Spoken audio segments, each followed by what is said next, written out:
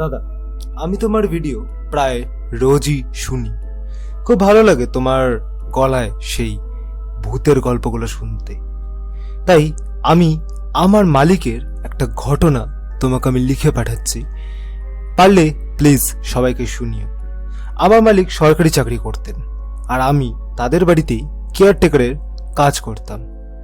আমার মালিক হঠাৎ একদিন ট্রান্সফারের জন্য একটা নির্ঝুম গ্রামে ট্রান্সফার হয়ে গেলেন। জ্ঞাতি গোষ্ঠী বলতে পারেন ওই গ্রামেই থাকতেন, তার জন্য ওই গ্রামের বিষয়ে আমি খুঁটিনাটি জানি। আমার মালিকের নাম সোমনাথ। সোমনাথ বাবু কলকাতার ব্যস্ত জীবন ছেড়ে গ্রামে এসে উঠলেন, কারণ তার ট্রান্সফার হয়ে গেছিল এই গ্রামে।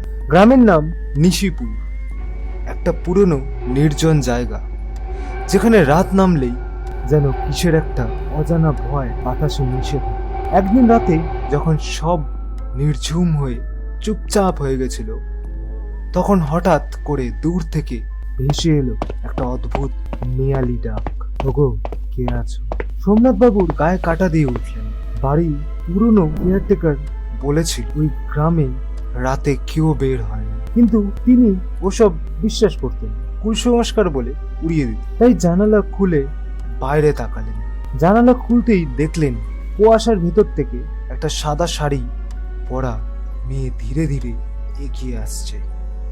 চাঁদের ওই ম্লান আলোয় তার মুখ স্পষ্ট দেখা যাচ্ছে না, কিন্তু তার পা মাটিতে উপরে, বা বলতে পারো মাটিতে স্পর্শই করছে না তার পা, সে যেন ভাসছে। সোমনাথবাবু আতঙ্কে জানলা বন্ধ করতে গিয়েও থমকে গেল। মেয়েটা বাড়ির সামনে এসে দাঁড়ালো। হঠাৎ তার মাথা ঘুরে 180 ডিগ্রি ঘুরে গেছিল। তার দুটো চোখ ভয়ঙ্কর লাল।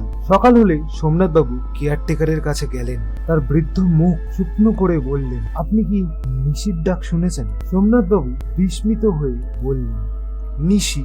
সে কি? কেয়ারটেকার চাপা কণ্ঠে উত্তর এলো, নিশি এক মৃত বধূ, যার স্বামী তাকে খুন করেছিল ওই বাড়িতেই। তাই সে প্রতি পূর্ণিমার রাতে ফিরে আসে। যাকে সে একবার ডাকে সে আর কখনো বাঁচে না। সোমনাথবাবুর মুখ ফ্যাকাশে হয়ে গেল, কারণ গত রাতে নিশি তাকে ডেকেছিল। রাত বাড়ার সাথে সাথে বাতাস ভারী হয়ে উঠল, আবার সেই একই ডাক। সোমনাথবাবু বুঝলেন পালানো ছাড়া আর কোনো উপায় নেই। সে ধীরে ধীরে দরজাটা খুললেন। এটার যদি তোমরা পার্ট 2 চাও, তাহলে আমাকে প্লিজ কমেন্ট করে জানাতে কিন্তু ভুলবে না।